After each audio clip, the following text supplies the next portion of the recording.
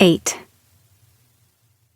Over the next few days, time stretched out like rubber bands, snapping back whenever Lisa least expected it. Slow hours at home alone were punctuated by a flood of new impressions at school, where time seemed to speed up. And then there was Jorvik's stables.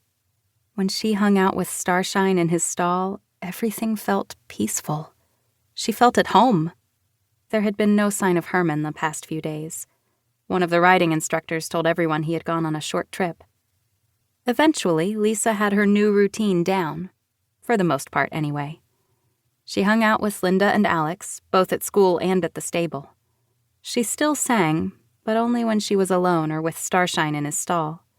At those times, she allowed herself to fantasize about what it would be like when she was accepted to the Jorvik Academy of Performing Arts. In her dreams, it was always when, not if. At night, she cleared away her father's plate when he failed to come home for dinner yet again. He was always working.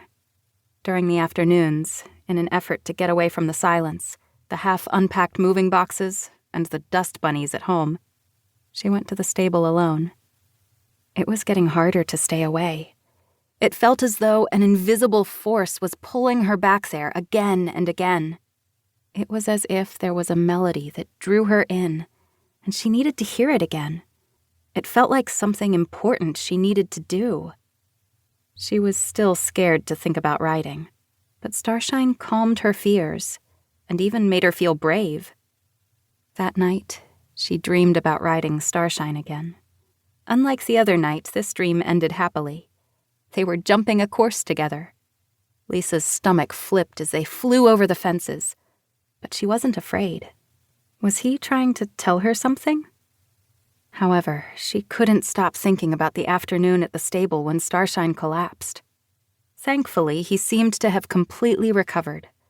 Herman had called the vet, who came to examine Starshine and couldn't find anything wrong with him. And Sabine. Sabine seemed to have vanished, too. "No one's seen Sabine lately, right?" Lisa asked. She was sitting in the cafeteria.